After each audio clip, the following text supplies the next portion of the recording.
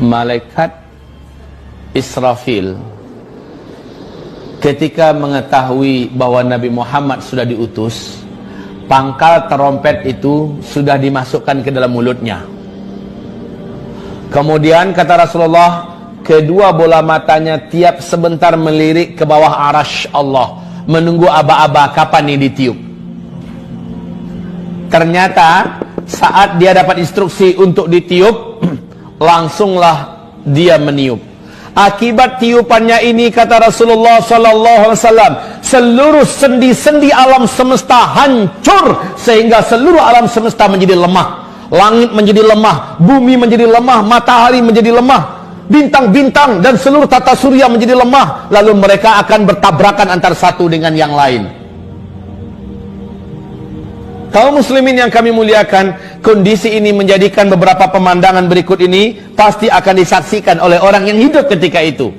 Maka Nabi mengatakan, seburuk-buruk orang yang pernah hidup di bumi adalah orang yang nanti langsung menyaksikan kejadian kiamat. Apa yang terjadi? Lihat di dalam Al-Quran, Allah berfirman di surat Al-Haqqah, surat yang ke 69 di ayat 13 sampai 14. فَإِذَا نُفِخَ فِي الصُّورِ نَفْخَةٌ وَاحِدَةٌ وَحُمِلَتِ الْأَرْضُ وَالْجِبَالُ فَدُكَّتَا دَكَّةً وَاحِدَةً.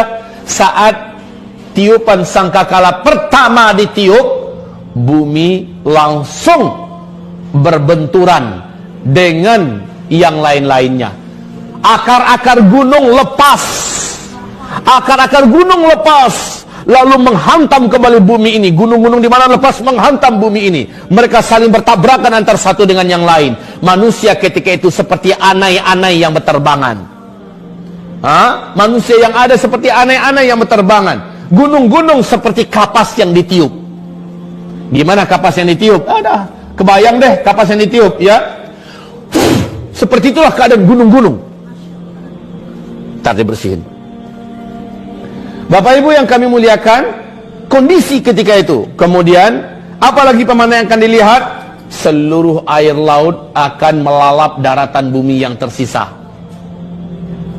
Wa idzal biharu fujirat, dan apabila seluruh laut fujirat. Tsunami yang pernah terbesar di alam ini sejak bumi terkembang adalah tsunami Nabi Nuh. Berapa ketinggiannya? Berapa? Ya setinggi gunung. Coba deh disebutkan secara ilmiah berapa? Di Al-Bidayatu wan Nihayah oleh Al-Hafiz Ibnu Katsir dijelaskan tingginya tsunami Nabi Nuh 5.000 meter. Ya.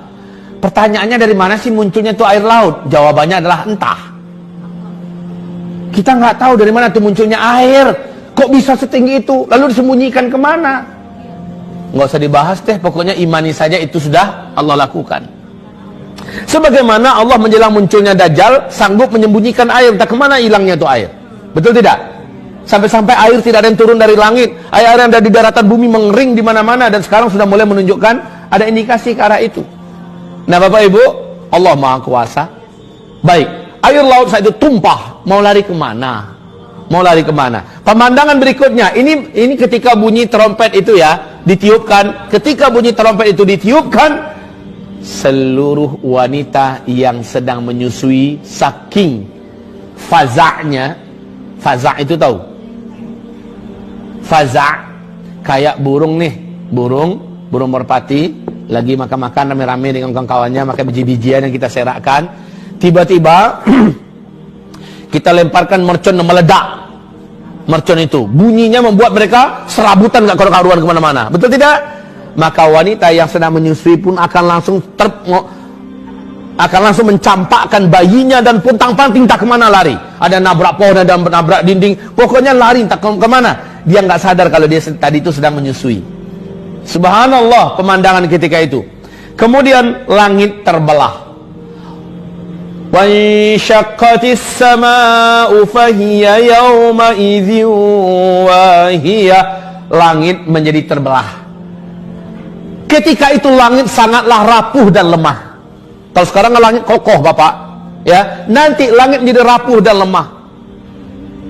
Was-samawatu matwiyatun biyaminih. Seluruh lapisan langit yang 7 digulung oleh Allah. Digulung oleh Allah dengan tangannya. Digulung oleh Allah dengan tangannya. Sementara bumi Allah genggam dengan tangan yang lain. Lalu Allah berfirman ketika itu, Ainal jabbarun, ainal mutakabbirun, anal malik.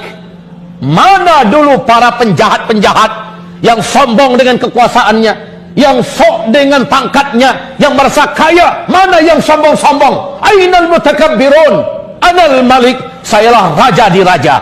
Ketika seluruhnya telah dibinasakan, ketika itu Bapak Ibu, tidak ada satu pun yang tersisa. Kullu man 'alaiha fan. Seluruh yang ada di alam semesta ini Allah jadikan fana. Wa yabqa wajhu rabbika dzul jalal wal ikram. Yang abadi hanya satu saja, Allah Azza wa Jalla.